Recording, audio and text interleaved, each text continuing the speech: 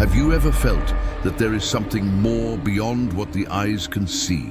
That behind the apparent normality of everyday life, unimaginable forces are in conflict, shaping destinies and influencing the choices of billions. Get ready, because the veil is about to be torn. On our channel, the great stories of the Bible come to life in an epic, thrilling, and breathtaking way.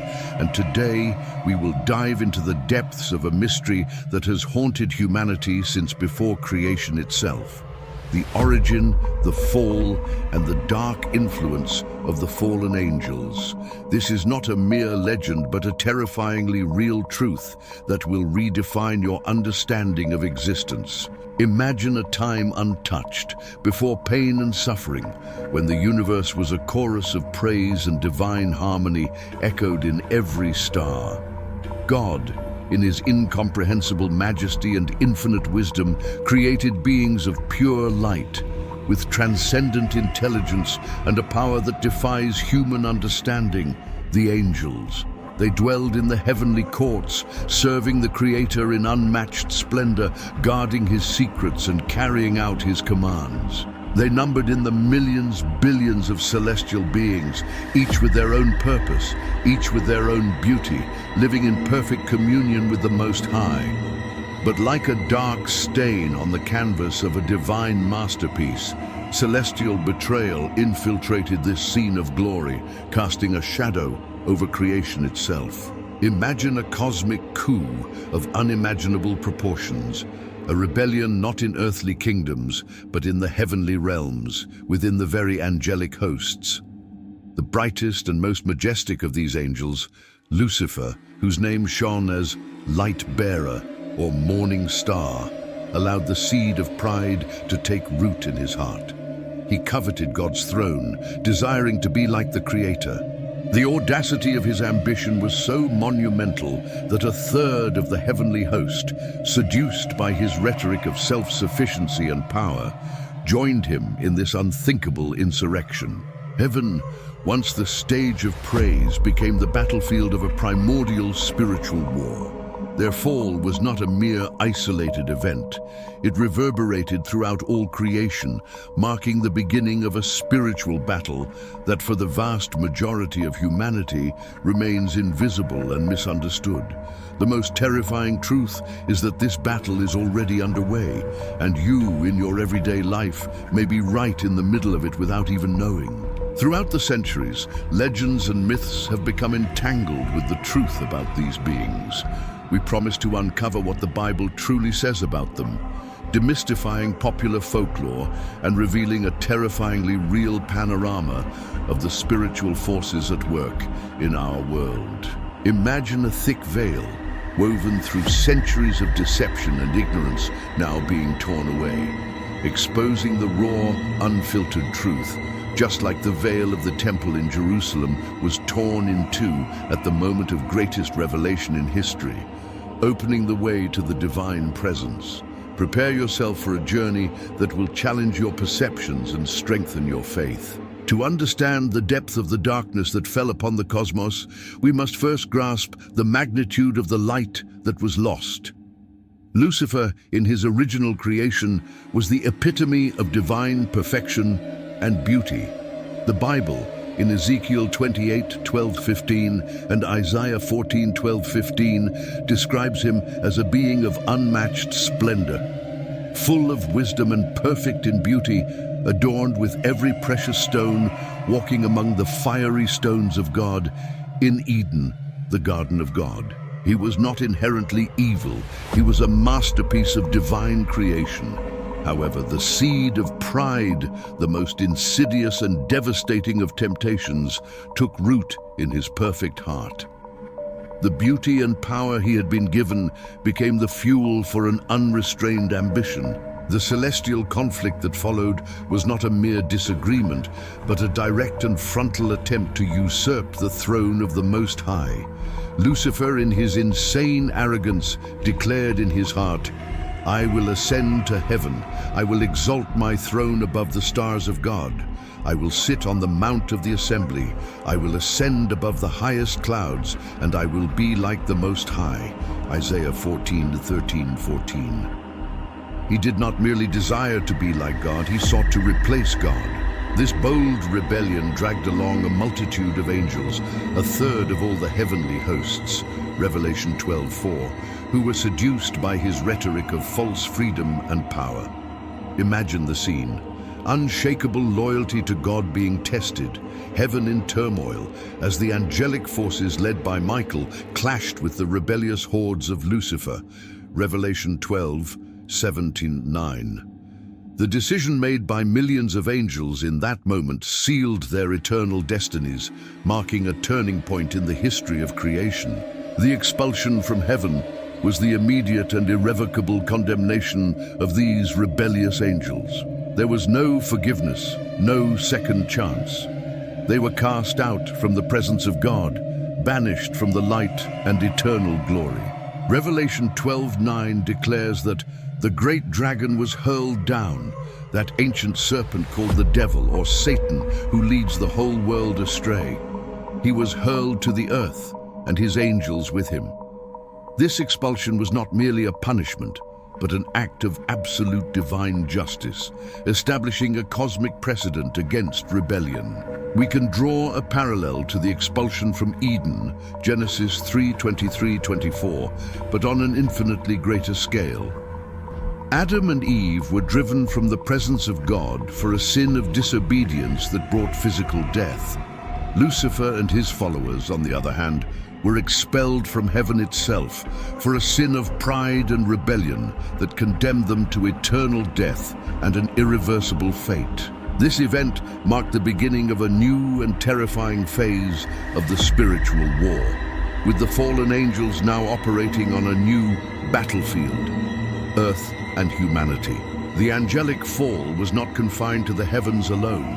The devastating influence of the fallen angels quickly extended to earth, culminating in one of the most mysterious and terrifying episodes of the Old Testament, which preceded the Great Flood, the story of the Nephilim in Genesis 6:1-4. The enigmatic passage that speaks of the sons of God taking the daughters of men as wives, resulting in the birth of the Nephilim, has remained an unsolved mystery and a point of debate for centuries. Who were these sons of God?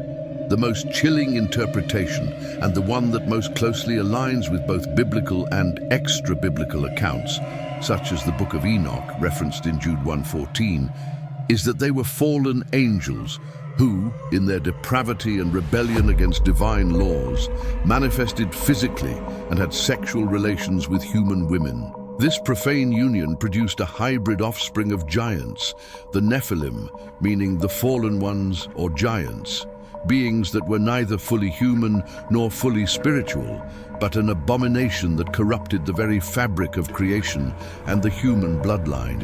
This direct and malevolent intervention by the fallen angels was a desperate act to corrupt the seed of humanity, possibly with the intent to prevent the coming of the Messiah. This pre-flood scenario depicts an earth plunged into great wickedness and widespread violence. Genesis 6:5-13 details that the Lord saw that the wickedness of man was great on the earth, and that every intention of the thoughts of his heart was only evil continually. The influence of these fallen angels and their offspring was not limited to sexual corruption. They introduced forbidden and destructive knowledge to humanity, such as witchcraft, divination, astrology, the use of weapons, and the crafting of jewelry and cosmetics for seduction, according to the Book of Enoch, perverting the natural order and inciting violence and immorality. The story of the flood, which we see as divine judgment on human wickedness, gains a new and terrifying perspective with the angelic influence. It was not only humanity that was irreparably corrupted, but creation itself was being disfigured by this malevolent intervention, justifying God's decision to regret making man and to purify the earth through the waters. God's judgment was swift. The specific punishment of these angels is described in Scripture, such as 2 Peter 2:4, which states, "God did not spare the angels who sinned, but cast them into hell and committed them to chains of darkness to be reserved for judgment." And Jude 1:6, which says, "And the angels who did not keep their own domain, but abandoned their proper abode, he has reserved in eternal chains under gloomy darkness until the judgment of the great day." This reveals God's unwavering desire to control and confine the extreme evil generated by this profane union, preventing it from further corrupting his creation. But even with this confinement, the seed of wickedness had already been planted, and its effects would spread, manifesting in other forms throughout human history. The battle against the fallen angels did not end with the flood, nor with the confinement of the Nephilim. In the New Testament, they reappear in a new and equally terrifying form: demons. Jesus Christ, during his earthly ministry, constantly confronted these evil entities, explicitly recognizing them as fallen angels and exercising absolute divine authority over them. His exorcisms were not mere acts of physical or mental healing, but unequivocal demonstrations of his power and sovereignty over the kingdom of darkness. Jesus spoke to the demons, and they obeyed him, trembling before his presence. Mark 1:23-27, Luke 8:26-39. Jesus confronted legions of demons, casting them out with a word, and they instantly recognized his divinity and authority. Matthew 8:28-34. This interaction reveals to us that these beings are not mere abstract forces of evil or psychological illnesses, but conscious entities with a hierarchy and complex organization led by Satan, the prince of demons. Matthew 12:24-27. The scriptures reveal that there are principalities, powers, rulers of this dark world, and spiritual forces of evil in the heavenly realms. Ephesians 6:12. Understanding this invisible structure helps us recognize the nature of the spiritual conflict we face daily. It is an organized kingdom of darkness, determined to oppose God and destroy humanity. The hidden influence of these fallen angels, demons, continues to operate actively in today's world, not through spectacular possessions on every street corner, but in more subtle and insidious ways, through temptation, deception, oppression, and seduction into sin. They work to undermine faith, incite discord, promote immorality, and divert humanity from God's plan. Don't think this influence is something distant or mystical, confined to horror movies. It manifests in human weaknesses, disorderly passions, rampant greed, blind pursuit of power, division, and hatred that we see spreading in our society. It is the urgency to understand these prophecies and the reality of this battle that calls us to be vigilant and avoid the worldly, to resist the traps of the enemy who seeks to destroy us. Fear of loss, paralyzing anxiety, consuming bitterness, family division, political corruption. These are often echoes of this invisible invasion, this spiritual battle happening all around us and, yes, within us. But the story of the fallen angels does not end in despair, nor in defeat for humanity. On the contrary, the biblical prophecies reveal a detailed and infallible divine plan that will culminate in the final and overwhelming defeat of Satan and all his angels. The climax of this cosmic war is the final battle, Armageddon, where good will triumph over evil once and for all, restoring divine order and justice to the universe. John, in the majestic book of Revelation, vividly describes the glorious victory of Christ over the beast and the false prophet, and the final casting of Satan and all his demons into the lake of fire and sulfur, Revelation 20:10, where they will be tormented forever and ever. This is the eternal destiny of all who chose rebellion over light and life. These prophecies and signs are not given to frighten us, but to give us hope and equip us for our crucial role in this spiritual war. God has already declared the winner, and the story is unfolding according to his perfect plan. The role of the church and every believer in this war is absolutely crucial. We are not mere passive spectators. We are soldiers called to a spiritual battle. The Bible exhorts us to be vigilant and to put on the full armor of God so that you can stand against the devil's schemes. Ephesians 6:11. Knowing the enemy, his origin, his methods, and his ultimate destiny is the first step toward victory. We do not fight against flesh and blood. These are not human battles, but against principalities, against powers, against the rulers of this dark world, and against the spiritual forces of evil in the heavenly realms. Ephesians 6:12. It is a war for the soul of humanity, and our participation is vital. The final victory of Jesus Christ is the unshakable promise of a future without darkness, a restoration of all things to God's original plan. He will come to reign in glory, and every knee will bow, and every tongue will confess that he is Lord. Philippians 2:10-11. The story does not end with the terror of the occult, nor with the tyranny of evil, but with the absolute triumph of divine light and love. It is a promise of eternal benefit and a greater meaning for existence. We have reached the end of our intense journey, where we unraveled the deepest mysteries about the fallen angels, from their origin in the highest celestial glory, their tragic fall through pride, their profane intervention in humanity, resulting in the Nephilim, to their ongoing evil influence in today's world as demons. We have traversed the scriptures, tearing away the veil that concealed these frightening truths, revealing just how real and present the spiritual war truly is. But the terrifying truth about these beings is not meant to cause despair or paralyzing fear. On the contrary, it is meant to equip and strengthen every believer in faith. Just as a soldier who deeply knows his enemy, his tactics, and his weaknesses, and prepares diligently for battle, the knowledge of these spiritual realities makes us more aware, resilient, and above all, empowers us to resist and live victoriously. Ignorance makes us vulnerable. Knowledge sets us free and makes us strong. May this knowledge serve to reaffirm God's sovereignty over all things, visible and invisible.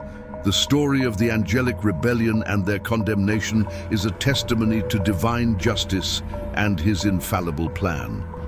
Remember the powerful words of Jesus. In this world you will have trouble, but take heart, I have overcome the world. John 16:33. This is the promise of benefit and a greater meaning for each of us. No matter the darkness that manifests around us or the internal battles we face daily, God's sovereignty remains unshakable. Good will triumph over evil. Light always conquers darkness. This is the eternal hope, the promise that in Christ we are more than conquerors. And the end of the story is a glorious triumph where good reigns supreme. If this epic and thrilling story has touched your heart and you wish to dive deeper into the great narratives of the Bible that come to life in a breathtaking way, subscribe to our channel right now. Leave your comment about what impacted you the most in this revelation and share this message so that more people can uncover the mysteries of faith and find the truth that sets them free. Together, let's continue exploring the depths of the scriptures and unveiling the secrets of God's divine plan.